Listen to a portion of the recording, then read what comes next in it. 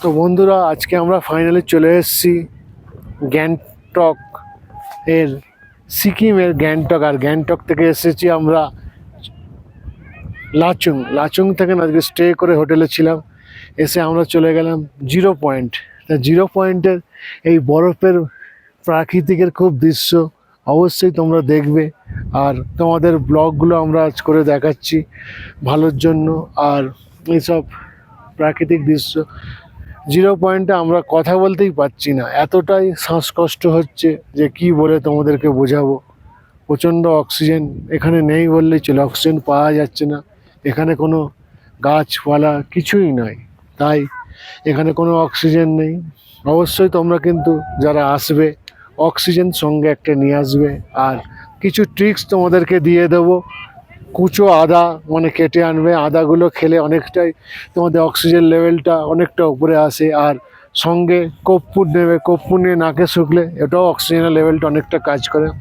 বরফের একটু আগেই তুষারপাত পড়ছিল, স্নোফল হচ্ছিল।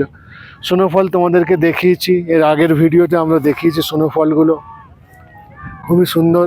আর এই বরফটা তোমাদেরকে আমরা দেখাবো। জাস্ট এই বরফগুলো হাতে নিয়েছি, এই বরফ নিয়ে খেলা হচ্ছে।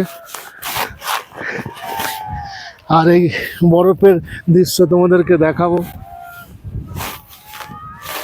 বরফের খেলার এই সম্পূর্ণ আলাদা বরফের দৃশ্য তোমাদেরকে দেখাচ্ছি।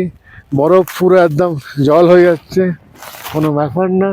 আর এদিকটা চারপাশটা আমাদেরকে দেখিয়ে দাও, ক্যামেরা পজিশনকে বলবো। এদিকটা বহু পর্যটক এসছে, এই সময় সিজনে আসে, তা আসবে। আর হোটেল অবশ্যই তোমরা যে ট্রাভেল এজেন্টের মাধ্যমে আসবে তোমরা হোটেলগুলো বুকিং করে নেবে, করে নিয়ে আর গাড়িতে করবে। আর আমি কিন্তু তোমাদেরকে অবশ্যই বলবো, তোমরা যদি আসো 8 থেকে 10 জনের টিম করবে, সেখানে করলে তোমাদের খরচটা অনেকটাই কম হয়ে যাবে। আমরা কিন্তু রিজার্ভে এসেছি, যেহেতু আমরা 4 জন ছিলাম বলে, তাই আমাদের খরচটা একটু কস্টলি পড়ে গেছে। অবশ্যই তোমরা গ্রুপ করে আসবে, গ্রুপ করে আসলে তোমাদের খরচটা অনেকটাই কমে পড়ে যাবে। আর শেয়ারিং করে আসলে হবে। এরপরের আমাদের ভিডিওর ব্লগগুলো আমরা ইয়ানথাং ভ্যালুগুলো ওইটা দেখাবো। আর চারপাশটা এইটা আরও এইদিকে দেখিয়ে দেওয়া যাক একটু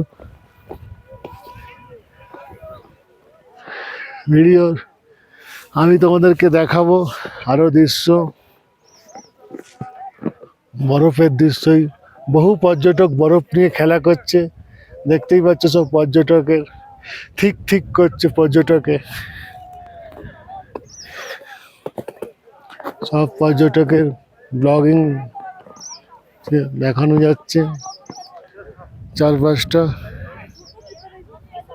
ব্লগের। আজকের ব্লগটা আমরা এখানেই সমাপ্ত করলাম।